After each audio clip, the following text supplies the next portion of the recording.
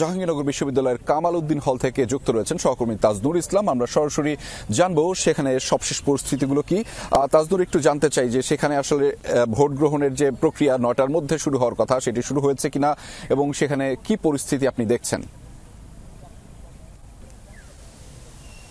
রেজা, প্রথমেই বলতে চাই যে এখন 9টা 4 বাজে, অর্থাৎ 4 মিনিট আগে ভোট গ্রহণের যেই আনুষ্ঠানিক সময় সেটি আসলে শুরু হয়েছে। তবে আমরা হলের ঠিক বাইরের যে অংশটি সেখানটিতে রয়েছে কামাল উদ্দিন হলে, শিক্ষার্থীদের আসলে সেই যেই রকমের উন্মাদনার যে প্রত্যাশা সেটি আসলে এখন অবধি নজরে পড়েনি।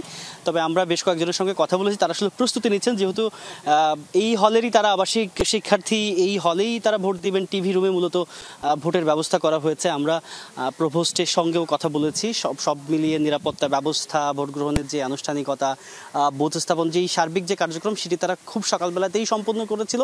এবং আমরা দেখেছি যে ঠিক 9টা বাজার 5 মিনিট আগে যেই ব্যালট পেপারগুলো সেগুলো কেন্দ্রের মধ্যে নিয়ে যাওয়া হয়েছে। আমরা নিশ্চয়ই কেন্দ্রে যেতে চাই, সেই ক্ষেত্রে এই যিনি রিটার্নিং কর্মকর্তা রয়েছেন তার আসলে অনুমতি প্রয়োজন, একই সঙ্গে প্রভোস্টের অনুমতি প্রয়োজন। তাদের অনুমতি সাপেক্ষেই আমরা সেই সেন্টারের সামনে যাব এবং শিক্ষার্থীদের সঙ্গে, একই সঙ্গে যারা প্রার্থী রয়েছেন তাদের সঙ্গেও আমরা কথা বলার চেষ্টা করব।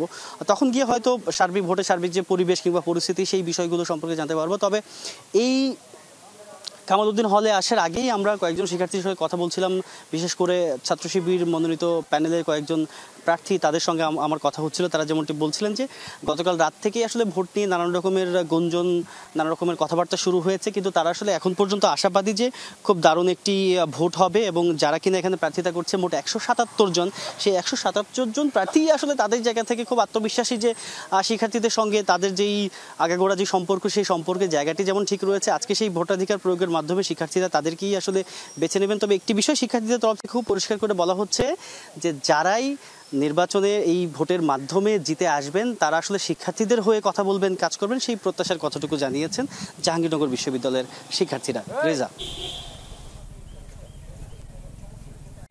তাজনুর, শিক্ষার্থীদের প্রত্যাশা রয়েছে ব্যাপক এবং দীর্ঘ 33 বছর ধরে তারা অপেক্ষমান অবস্থায় ছিল যে তাদের এখানে আসলে গণতান্ত্রিক পন্থায় গণতান্ত্রিক যে চর্চার সেটি আসলে উত্তরণ ঘটবে এবং সেই প্রক্রিয়ায় তারা নিশ্চয়ই অংশগ্রহণ করে তারা তাদের শিক্ষার্থী প্রতিনিধি নির্বাচন করবে।